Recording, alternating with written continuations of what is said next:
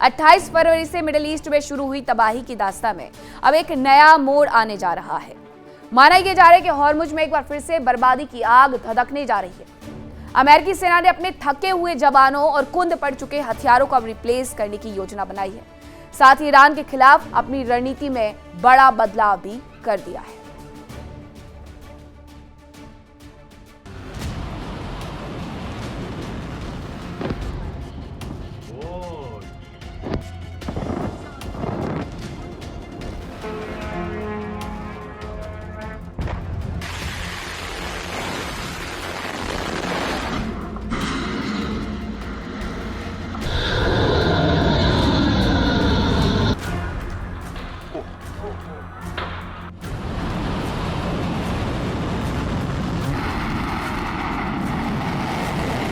अमेरिकी सेना बीते करीब 6 महीने से ईरान के खिलाफ जंग लड़ रही है। कभी लगातार बमबारी हुई तो कभी रुक रुक कर हमले किए गए। अमेरिकी राष्ट्रपति ट्रंप अपना पक्ष मजबूत होने का चाहे जितना दावा कर लें, लेकिन हकीकत यह है कि इस अवधि में अमेरिकी हथियारों की धार कुंद पड़ चुकी है। जवान थक चुके हैं, मिसाइलों का जखीरा खत्म हो चुका है।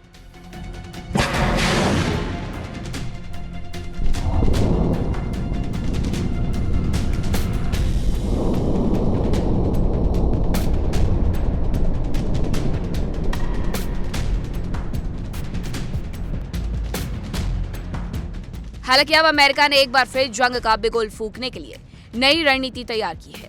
अमेरिकी सेना की रीढ़ बनकर यूएसएस अब्राहम लिंकन लगातार ऑपरेशन में है, लेकिन अब उसमें खराबी आने की खबरें आ रही हैं, जिसकी वजह से उसे रिप्लेस करने के लिए अमेरिकी aircraft carrier USS George Washington अब खाड़ी की ओर बढ़ रहा है।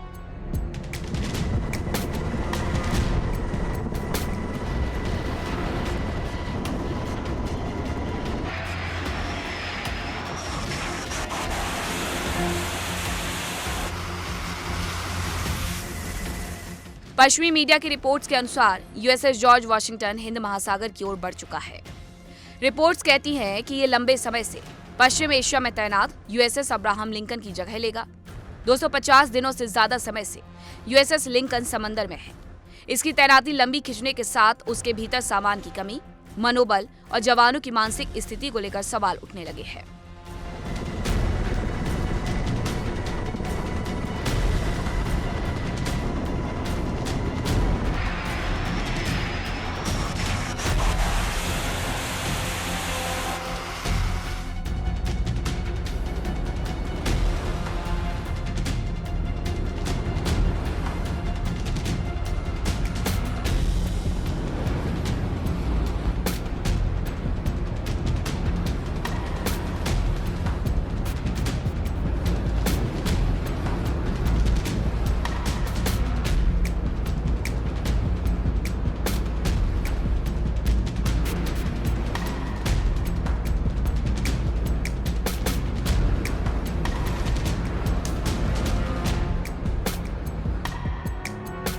यूएसएस जॉर्ज वॉशिंगटन पिछले हफ्ते वियतनाम के दनांग बंदरगाह से रवाना हुआ था।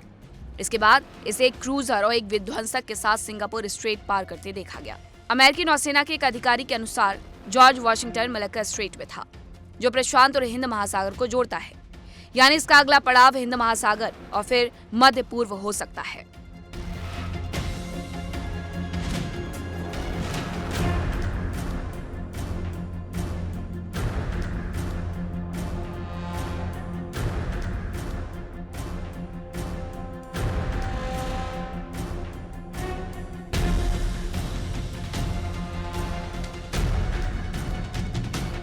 यूएसएस अब्राहम लिंकन करीब 5000 जवानों के साथ नवंबर 2025 से समुद्र में है। अमेरिकी नौसेना का मानना है कि जंग के कारण पश्चिम एशिया के सप्लाई सेंटर प्रभावित हुए, जिससे जहाज पर सामान और डाक की कमी हुई। नौसेना के अनुसार प्राथमिकता पहले जरूरी भोजन, फिर स्वच्छता से जुड़ी चीजें और उसके बाद डाक को दी गई।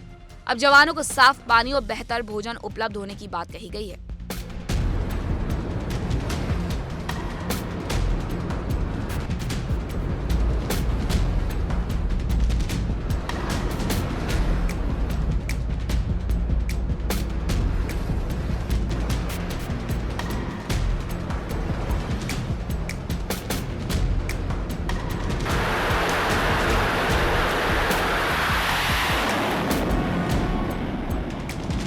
पश्चिमी मीडिया रिपोर्ट्स में जहाज पर तैनात जवानों का मनोबल गिरने और मानसिक दबाव को लेकर चिंता जताई गई। दावा तो ये भी किया गया कि 2 जवानों ने समुद्र में कूदने की कोशिश की थी। कुछ दिन पहले खबरें आई थी कि जवानों के परिवार वालों ने नेवल अधिकारियों को घेरा था। हालांकि अमेरिकी रक्षा मंत्री पीट हेग्सेथ ने यूएसएस अब्राहम लिंकन के हालात खराब होने की खबरों के खारिज किया। उन्होंने कहा कि जहाज और उसके चालक दल को हर समय जरूरी सहायता उपलब्ध कराने की कोशिश की जाती है। हेग्सेथ ने कहा कि अमेरिकी सेना ये सुनिश्चित करती है कि हर जहाज, हर क्रू मेंबर और हर कप्तान को हर पल वो सब कुछ मिले जो हम उन्हें दे सकते हैं।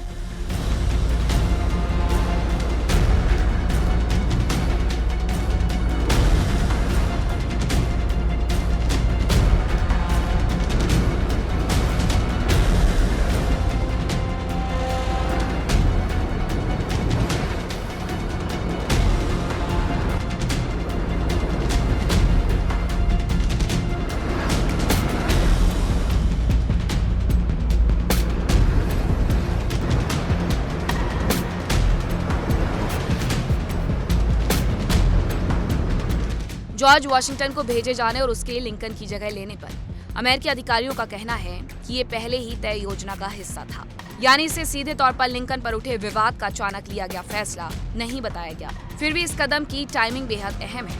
इस बीच अमेरिकी सेना ने ईरान के खिलाफ खास रणनीति तैयार की। सेंटकॉम ने पहली बार multi domain multinational attack drone task force बनाने की घोषणा की। टास्क फोर्स फाल्कन स्ट्राइक नाम की ये unit one way attack drone का इस्तेमाल करेगी।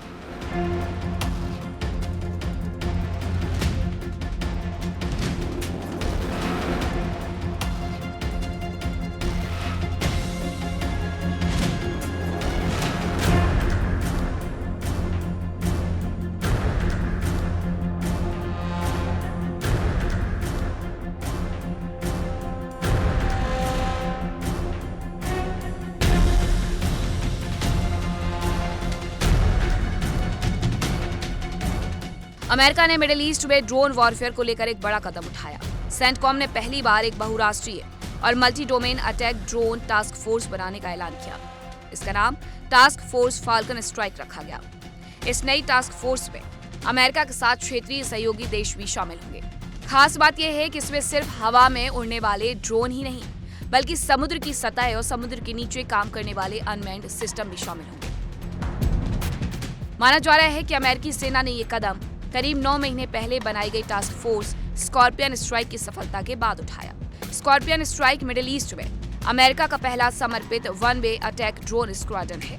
इसने दिसंबर 2025 में अमेरिकी नौसेना के युद्धपोत से पहली बार एक हवाई अटैक ड्रोन लॉन्च किया था। इसके अलावा ऑपरेशन एपिक फ्यूरी और जुलाई में ईरानी बंदरगाह सुविधाओं पर हमले के दौरान समुद्र में अनमैन्ड अटैक सिस्टम का इस्तेमाल भी किया गया।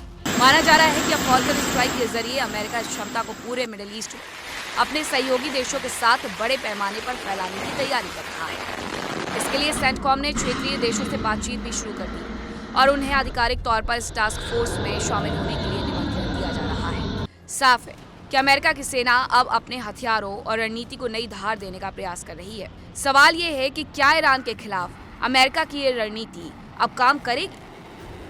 Bureau report, India daily 24/7। Europe से जुड़ी हुई, जहां नेटो देश लताविया में ड्रोन घुसपैठ हुई है। नेटो के फाइटर जेट्स ने इसे मार गिराने का दावा किया है। लताविया को लेकर के लगातार खबरें पहले से ही सामने आ रही थी कि अब ये युद्ध, यानी कि रशिया यूक्रेन युद्ध, नेटो के अलग अलग देशों तक, यूरोप के अलग अलग देशों तक फैल सकता है। जानकारी ये मिली है कि नेटो देश लताविया में ड्रोन घुसपैठ की गई, जिसके बाबत ये ट्वीट करके पोस्ट करके जानकारी भी दी गई है कि नेटो के फाइटर जेट्स ने हालांकि उसे मार गिराया है, लेकिन ये नहीं बताया गया कि ये ड्रोन आखिरकार किसकी तरफ से भेजा गया था। और अब आपको बताती हूँ यूरोप के बारे में, क्योंकि जंग का एक मोर्चा यूरोप में भी तो धधक रहा है। बीते 4 साल से ज्यादा समय से रूस और यूक्रेन की सेनाएं एक दूसरे पर बारूद बरसा रही हैं और अब तक रूसी सेनाओं के हमले झेल रही यूक्रेन की सेनाएं अब रूस पर जबरदस्त हमले कर रही हैं। इतनी तेजी से हमले कर रही हैं कि रशिया में भी 1000 किलोमीटर अंदर तक यूक्रेन की सेनाएं घुस चुकी हैं। यूक्रेन के स्वदेशी ड्रोन न केवल रूस के अहम ठिकानों, तेल और गैस के ठिकानों पर हमले कर रहे हैं, बल्कि अब तो रूस की सीमा के काफी अंदर तक तबाही बरसा रहे हैं। यूक्रेन ने रूस के काला सागर में मौजूद बंदरगाह नोवरोसिस्क पर बड़ा ड्रोन और मिसाइल हमला किया, जिसमें 3 लोगों की मौत हुई, 24 से ज्यादा लोगों के घायल होने की भी जानकारी है। इस हमले में 2 बड़े अनाज टर्मिनल के ठप होने की भी खबर है। ज़ेलेंस्की का कहना है कि रूस की बढ़ती बैलिस्टिक मिसाइलों को रोकने के लिए अमेरिका से मिलने वाले इंटरसेप्टर्स की आवश्यकता है। राष्ट्रपति ज़ेलेंस्की के अनुसार यूक्रेनी सेना ने नोवोरोसिस्क के नेवल बेस पर जेट इंजन वाले ड्रोन दागे हैं। मिसाइल, समुद्री अनमैन्ड सिस्टम से भी हमला किया गया। उनके अनुसार हवाई सुरक्षा ठिकानों, घाटों और बंदरगाहों के ढांचे को निशाना बनाया गया। ज़ेलेंस्की ने दावा किया कि 2 फ्रिगेट, एक बड़ा सैनिक उतारने वाला जहाज, एक कार्वेट और दूसरे जहाजों को भी इस दौरान नुकसान पहुंचा है। दूसरी तरफ रूस का रक्षा मंत्रालय है जो यह दावा कर रहा है कि रात भर में 500 से ज्यादा यूक्रेनी ड्रोन उनकी तरफ से मार गिराए गए। और इतना ही नहीं, क्रीमिया में भी कई मकानों को नुकसान पहुंचने की खबरें हैं। माना यह जा रहा है कि यूक्रेनी सेना के हमलों की वजह से काला सागर के रास्ते रूस का अनाज निर्यात जल्द रुक सकता है और इससे कीमतें बढ़ने और अफ्रीका और मध्य पूर्व में खाद्य संकट बढ़ने की आशंका जताई गई है। तेल और गैस की आशंका से इतर खाद्य संकट भी बढ़ने वाला है। उधर रूस भी यूक्रेन के खाद्य, कृषि, वेयरहाउस को निशाना बना रहा है और पश्चिमी मीडिया यह दावा कर रहा है कि यूक्रेन के पास रूस की बढ़ती बैलिस्टिक मिसाइलों को रोकने के लिए अमेरिका से मिलने वाले इंटरसेप्टर की जरूरत का सिर्फ 10वां हिस्सा है। अमेरिका के पास से हथियार कम पड़ गए हैं तो अब वो कैसे यूक्रेन तक उन्हें पहुंचाए। ज़ेलेंस्की ये कह रहे हैं कि इस साल यूक्रेन के पास 2025 के मुकाबले 2.5 गुना कम इंटरसेप्टर है। रूस हर महीने पहले के मुकाबले 2 गुनी बैलिस्टिक मिसाइलें इस्तेमाल कर रहा है और ज़ेलेंस्की के अनुसार अगर अमेरिका यूक्रेन को अपनी मौजूदा मिसाइल क्षमता का 5% भी दे देता है तो वो सर्दियां निकाल सकता है, जबकि 10% मिलने पर रूस की सभी बैलिस्टिक मिसाइलों को रोकने में उसे मदद मिलेगी। रशिया यूक्रेन संकट दिन प्रतिदिन गहराते जा रहा है, लेकिन दोनों में से कोई भी देश रुकने के लिए फिलहाल तैयार नहीं है। तो ये थी खबरें आज की विस्फोट में। फिलहाल वक्त एक छोटे से ब्रेक का है, कहीं मत जाएगा, खबरों का सिलसिला लगातार जारी है। देखिए इंडिया डेली 24/7 अब आपकी स्मार्ट टीवी पर। इंडिया डेली मौजूद है सभी डिजिटल प्लेटफॉर्म पर लाइव और लगातार। इंडिया डेली 24/7 हर दिन राष्ट्र को समर्पित।